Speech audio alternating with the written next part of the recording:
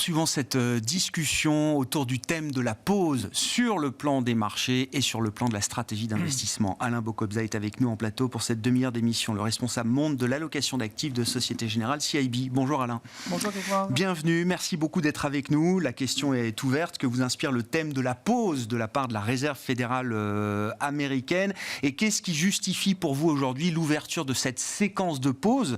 Si on en croit encore une fois Jérôme Powell, il y a l'idée d'un soulagement pour les marchés. Ça y est, les hausses de taux foudroyantes, la course aux hausses de taux de 2022 est derrière nous.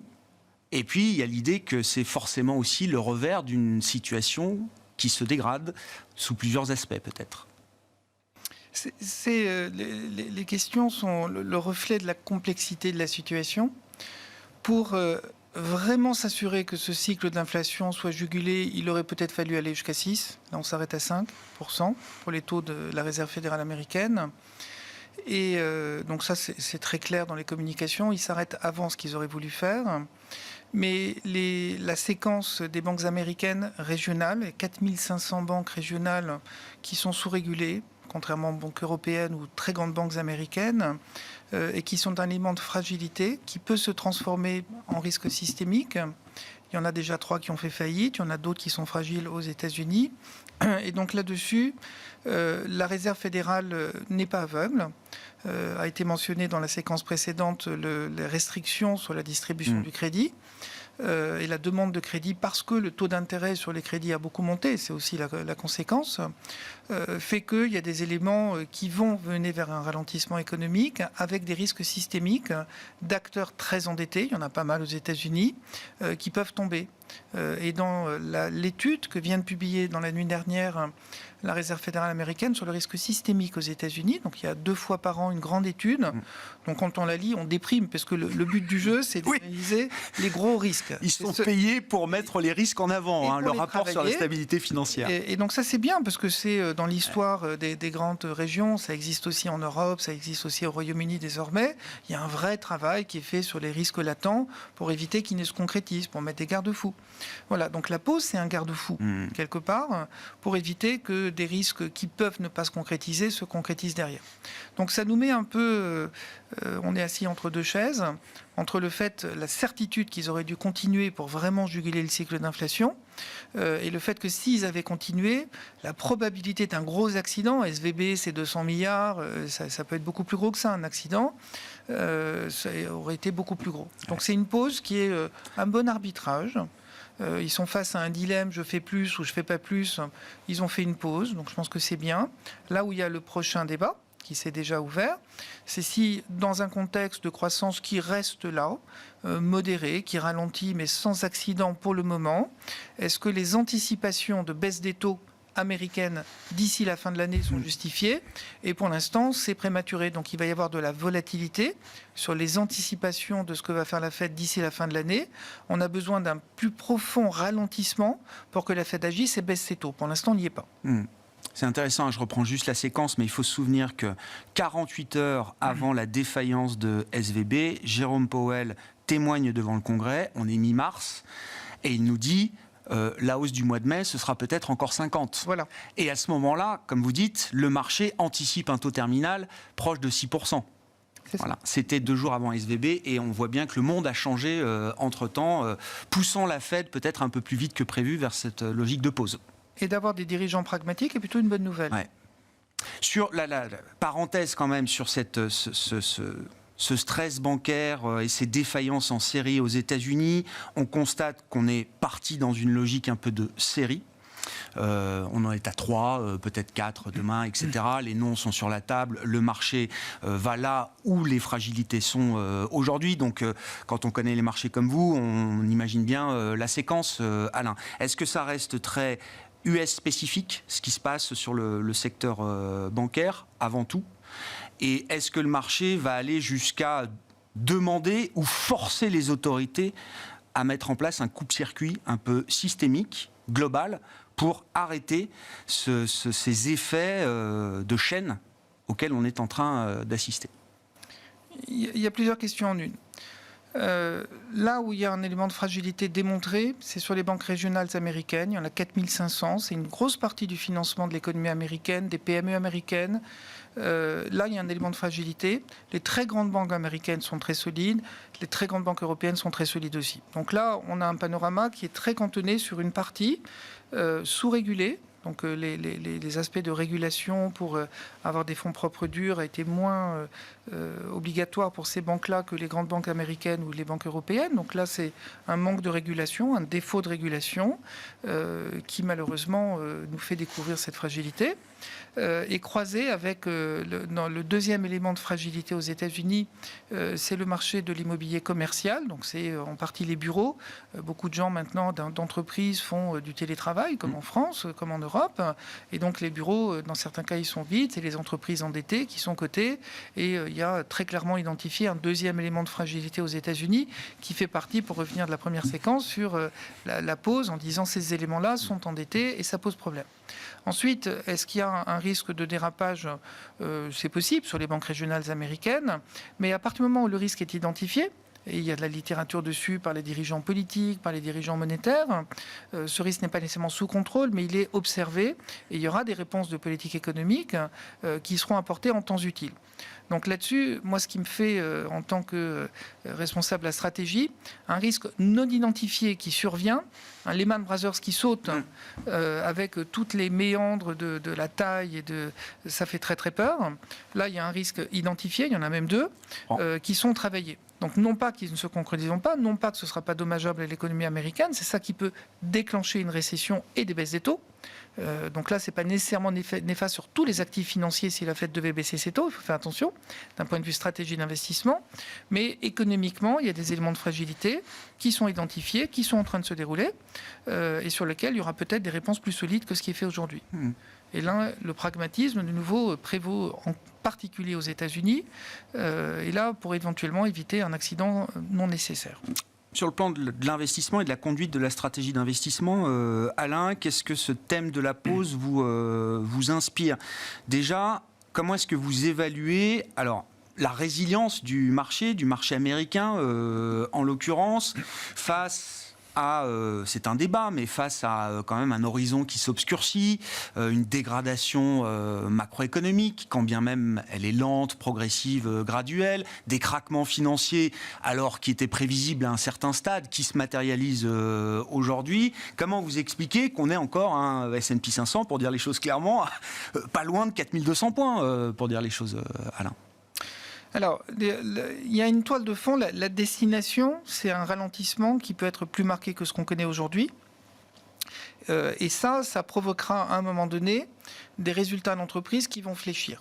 Pour l'instant, donc ça, c'est la destination et qui devrait provoquer une correction sur les actions américaines de 10 à 20%.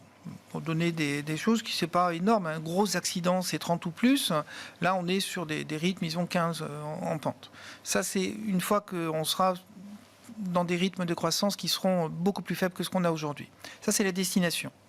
Le voyage, la séquence qu'on vit, donc il y a un voyage qui peut être plus ou moins long, c'est l'extended version.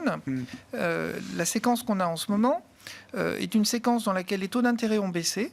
Donc la Fed disait qu'elle allait continuer de monter les taux, ils disent qu'ils s'arrêtent maintenant. Ça a provoqué une détente des marchés obligataires un peu partout dans le monde. Donc ça, c'est bien pour les actifs risqués que sont les obligations privées et les actions.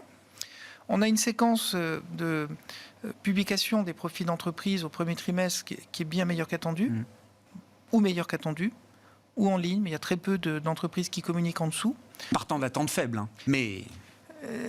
Tout ça est le même scénario. Donc, dans le voyage, pour l'instant, les résultats tiennent, les marges des entreprises sont très élevées, et ce qui mène à des annonces de dividendes robustes. Et on estime en ce moment qu'on est sur des rythmes entre 900 et 1000 milliards de dollars de rachat d'actions aux États-Unis. Ouais. Donc, quand on me parle d'investisseurs institutionnels qui ont retiré peut-être 100 milliards des marchés d'actions pour aller les mettre encore plus sur les marchés monétaires, aux États-Unis, leur unité c'est 100. il y a 1000 milliards de rachats d'actions. Donc le premier acheteur d'entreprises américaines, ce ne sont pas les investisseurs institutionnels ni les particuliers, mais ce sont les entreprises elles-mêmes. Et les secteurs qui se comportent le mieux sont ceux qui sont adossés à des entreprises qui rachètent leurs propres actions, mais sur des montants qui sont phénoménaux. Apple vient d'annoncer 90 milliards de dollars de rachat d'actions sur une annonce. Ouais. Okay, donc là, c'est un élément qu'on appelle de flux, en disant il y a un acheteur en dernier ressort et qui fait que ça tient. Et cet argent qui est redonné dans les fonds mutuels qui reçoivent ces rachats d'actions, ils sont redistribués par ailleurs dans le marché des actions. Donc on a un phénomène qui est encore plus spécifique aux États-Unis que n'importe où ailleurs dans le monde, qui est ce phénomène de rachat d'actions. Dans cette idée du voyage et de la destination, Alain, où est-ce que vous avez envie de vous positionner ? Est-ce que vous avez encore envie d'être pleinement dans le voyage, bien assis dans le siège tranquillement pour profiter de la situation qu'on décrit encore aujourd'hui ? Ou est-ce qu'à ce stade, vous avez plutôt envie déjà de réfléchir à la destination ? Donc, ralentissement plus marqué que ce qu'on observe aujourd'hui, récession, pour dire les choses un peu trivialement aux États-Unis, Alain, en vous disant c'est le moment de remettre ses chaussures, enlever son jogging, remettre son bleu de travail et attacher sa ceinture. Alors, la recommandation aujourd'hui, c'est que on ne propose pas une construction de portefeuille, une allocation d'actifs en préparation d'un Armageddon. Pour l'instant, on n'a pas de signe précurseur que ce ralentissement qui se dessine aux États-Unis, qui entraînera l'Europe dans un ralentissement, va se terminer très mal. On n'a pas d'indicateur avancé. Certains le prédisent sans nécessairement avoir bien des billes. Donc, ce n'est pas notre credo. Et donc, l'allocation d'actifs qu'on propose, ce n'est pas planquez-vous. D'accord ? Il y a différentes façons de le faire en allocation d'actifs. On est plus équilibré. On a enlevé du risque au 3e, 4e trimestre l'an dernier. On reste sur ses positions, mais on n'est pas complètement avec une aversion au risque maximale. Donc, en gardant un certain contenant d'actions et en gardant un certain contenant d'obligations privées, on va avoir 3 stratégies qui vont être en parallèle, qui vont permettre de protéger les portefeuilles en cas de coup de grisou, parce que le coup de grisou, quand il va arriver, on ne va pas nous téléphoner la veille. Et donc, dans la construction de portefeuille, c'est bien d'avoir des protections opérationnelles, implicites, dont on sait que ces stratégies vont gagner en prix quand ça se passera. Il y en a 3. La première, c'est baissier dollar. Parce que quand le ralentissement sera plus marqué, la Fed va agir, baisser ses taux quand la BCE ne bougera pas, quand la Banque du Japon ne bougera pas, et donc le dollar va baisser contre euro, il va baisser contre yen, donc d'être structurellement baissier dollar sur la destination, ce sera gagnant. Et sans doute pour des montants qui ne sont pas petits, ou des pourcentages qui ne seront pas petits. Deuxièmement, les taux longs, ils ont déjà bien baissé, on est à 3,5, on était presque à 4,5 il y a un an. Donc ils intègrent la pause de la Réserve fédérale dont on a parlé. Et en cas de coup de grisou, donc ralentissement plus marqué, la Fed baissera ses taux et les taux courts vont baisser plus vite que les taux longs. Donc ce qu'on appelle un pontificateur de taux, le fait que les taux courts vont baisser plus vite que les taux longs dans les 12 mois qui viennent, est une stratégie qui gagnera beaucoup quand on ira dans la destination. Troisièmement, à la configuration d'un marché obligataire avec des taux qui se détendent, aux États-Unis à terme, avec un dollar baissier, avec des banques centrales partout dans le monde qui ont un dédain pour le dollar américain, notamment pour les pays non alignés, on achète de l'or. Et c'est une stratégie qu'on a depuis un peu plus d'1 an, qu'on continue de prôner, en disant l'or est un excellent diversificateur. Pour des particuliers, ça peut être des pièces, ou pour les plus riches, des lingots. Pour les institutionnels, il y a des ETF. Qui vont suivre le cours de l'or, qui sont très liquides et qui permettent d'exposer un portefeuille financier aux variations du cours de l'or. Et ça, c'est très protecteur. Partant de niveaux de prix qui sont déjà des prix records pour l'or, en dollars, en euros même, enfin dans les différentes grandes devises, ça veut dire qu'il y a un risque non nul de voir les prix de l'or à des niveaux records qu'on n'a pas vus encore jusqu'à aujourd'hui. Si on met l'or comme un actif financier, dans la génération de nos grands-parents ou avant, il y avait dans l'allocation d'actifs qui n'était pas institutionnelle, qui n'était pas via des ETF, ça n'existait pas, mais il y avait des obligations en direct, il y avait des actions en direct, il y avait quelques lingots, pour les plus riches c'était de l'emprunt Pinet, il y avait de l'or dans un portefeuille, en Suisse il y a toujours de l'or, et je prône sur des allocations d'actifs classiques, robustes donc, Et l'or a sa place. Et si vous mettez le prix de l'or à $2000 l'once contre le prix du S&P sur les 20 dernières années, ça va être au parking. Oui. Ça n'a pas bougé. Non. Le prix de l'or, il n'a pas bougé contre le CAC 40, il n'a pas bougé contre la plupart des actifs cotés. Donc c'est là où c'est un actif qui n'a pas beaucoup de références. Il n'y a pas de coupon ou de dividende sur l'or. Donc c'est dur à évaluer. Mais c'est un actif qui est à la traîne quand on regarde les cycles longs par rapport au marché d'actions, par exemple. Donc c'est bien protecteur de ce point de vue-là. Merci beaucoup Alain, merci d'être venu partager votre analyse et vos réflexions sur le plan de l'investissement dans cette séquence de pause donc qui s'ouvre. C'est le thème du moment instillé par la Réserve fédérale américaine, notamment Alain Bokobza, le responsable monde de l'allocation d'actifs de Société Générale CIB, qui était l'invité de Smart Bourse à la mi-journée sur Bismart. Voilà pour cette édition. Smart Bourse revient à 17h ce soir et demain à partir de 12h30 en direct.